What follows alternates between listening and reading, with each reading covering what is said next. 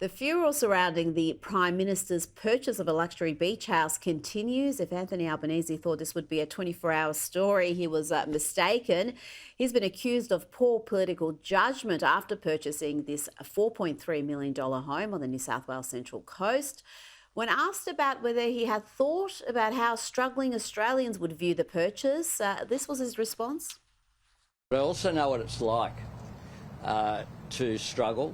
My mum lived in the one public housing that she was born in for all of her 65 years. And I know what it's like, which is why I want to help all Australians into a home. And some people are taking the purchase as a sign that he is bracing for an election loss, already perhaps contemplating life after politics. Are you planning to retire there? I'm planning to be in my current job for a very long period of time. And then he seemed to suggest that the purchase was motivated by his fiancée. Well, Jodie and I are getting married, as is known, and I'm pleased about that. And Jodie's a coastie. She's a proud coastie. Prue, what are your thoughts on all this? Well, look, one could say that he's very justified in buying himself a house. As the headlines have been saying, it's just the timing, the judgment, the fact that he really doesn't have a clue about what people are going through. And he offers platitudes. Oh, yeah, we know it's the cost of living. We know that it's hard to buy a house, particularly if you're a young couple. And yet his deeds are denying all of that, because he's allowing migrants to flood through the borders, and of course that's part of our problem.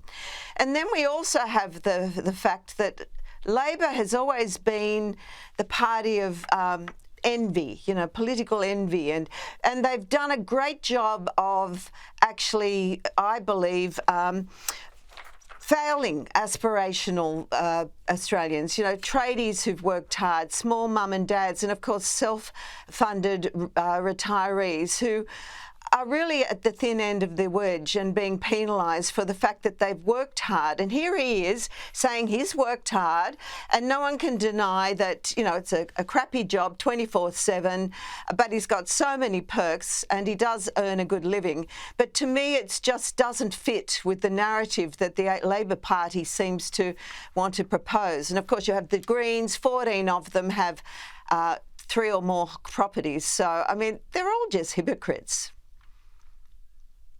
Well, it's the location of the house more so than anything for me. If this was in Sydney, you could look at the price and go, well, it's a uniquely expensive market, and he is the Prime Minister. If he wants to live in a $4.5 million house, good luck to him. But the fact that this is not going to be his main residence, it's going to be a beach house. I think he probably is going to lease it out for a period. That, I think, is upsetting a few people. If you could afford a $4.5 million beach house, perhaps you're not really understanding what most Australians are going through with the cost of living crisis.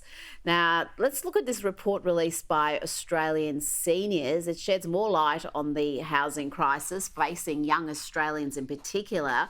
It's so bad now that many are opting to live with their parents well into their 30s, Prue.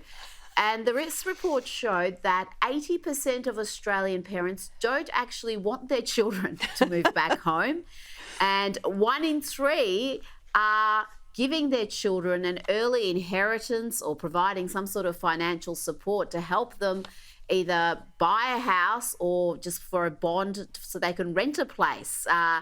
This is impacting how people live, both people in retirement age and also young Australians.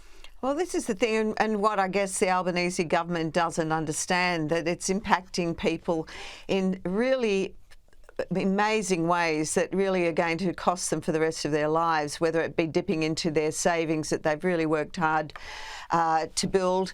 But in this case, having your children, these boomerang children come and want to live with you, and the dynamics of the 2 generations or even 3 generations just don't work. So I can understand that, parents want to help their kids, but they don't want to sacrifice their lifestyle.